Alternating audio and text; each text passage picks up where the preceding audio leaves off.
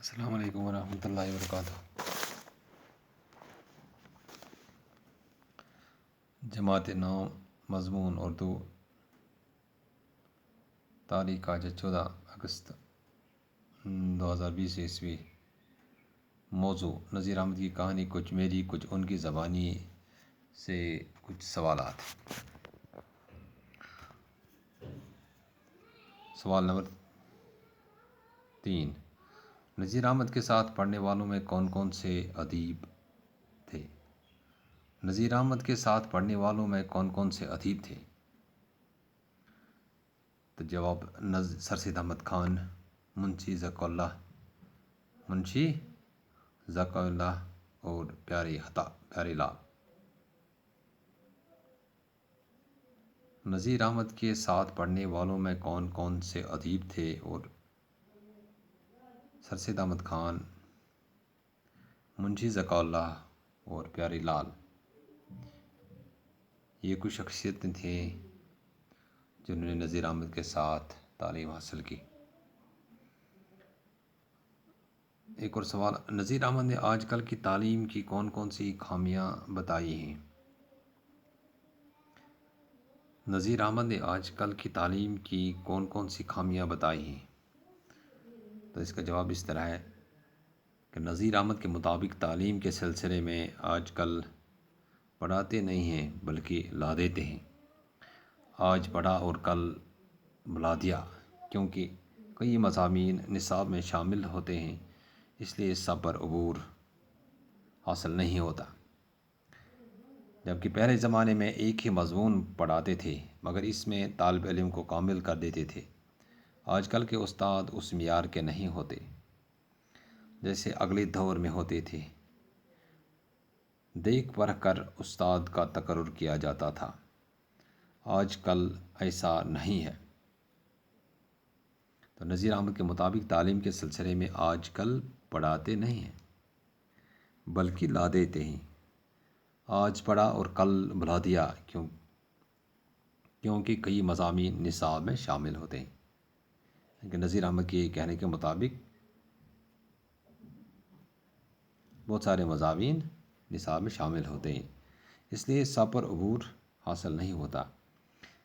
جبکہ پہلے زمانے میں ایک ہی مضمون پڑھاتے تھے مگر اس میں طالب علم کو کامل کر دیتے تھے، یعنی کہ طالب علم کو اس میں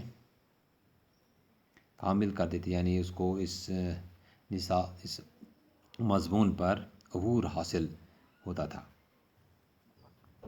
تو آج کل کے استاد اس معیار کے نہیں ہوتے جیسے اگلے دور میں ہوتے تھے۔ دیکھ پرکھ کر استاد کا تقرر کیا جاتا تھا، آج کل ایسا نہیں ہے۔ اور ایک اور سوال، اس خاکہ یعنی نذیر احمد کی کہانی، کچھ میری کچھ ان کی زبانی میں جہاں مزاحیہ انداز اختیار کیا گیا ہے اس کی نشاندہی کیجیے۔ تو مزاحیہ انداز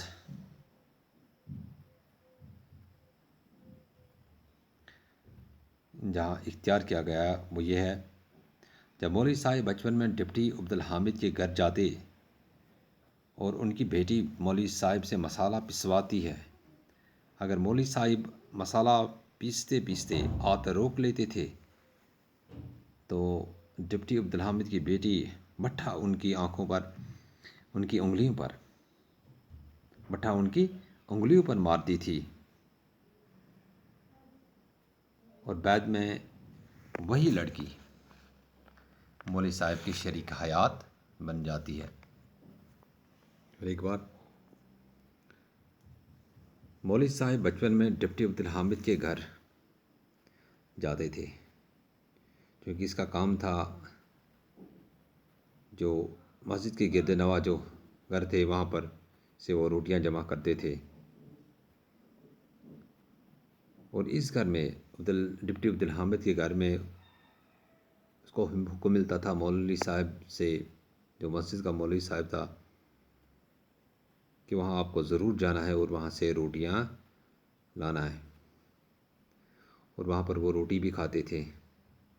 تو ان کی بیٹی جب وہ وہاں پر جاتے تھے تو عبدالحامد کی بیٹی مولوی صاحب یعنی نذیر احمد سے مسالہ پسوا دی ہے۔ اگر مولوی صاحب مسالہ پیستے پیستے ہاتھ روک لیتے تھے تو ڈپٹی عبدالحامد کی بیٹی بٹھا ان کی انگلیوں پر مارتی تھی، اور بعد میں یہی لڑکی ان کی شریک حیات بن گئی، یعنی اسی لڑکی کے ساتھ ان کی شادی ہو گئی۔ ایک اور سوال ہے کہ اس خاکے میں جو محاورات استعمال ہوئے ہیں انہیں تلاش کیجیے۔ یہاں پر میں نے لکھے ہیں کون کون سے محاورات۔ روٹیاں سمیٹنا، چونکہ وہ گھر گھر جاتے تھے اور وہاں سے روٹیاں جمع کرتے تھے۔ ہاتھوں میں گٹھے پڑنا، یعنی ہاتھوں میں نشان پڑنا۔ نقشہ آنکھوں کے سامنے آ جانا، راستہ صاف کرنا، کلیا ہو جانا، باتیں بنانا، گھاس کاٹنا، کاٹ کے الو، سارا دن صرف ہونا، پیچھا چھوڑنا، کوچ کرنا، اللہ بس باقی ہو سا، ٹانگ لینا۔ یہ کچھ محاورات ہیں جو اس خاکے میں درج ہیں۔ انشاءاللہ آپ اس ویڈیو کو دیکھیں گے اور یہ سوالات یاد کرنے کی کوشش کرو گے۔ شکریہ۔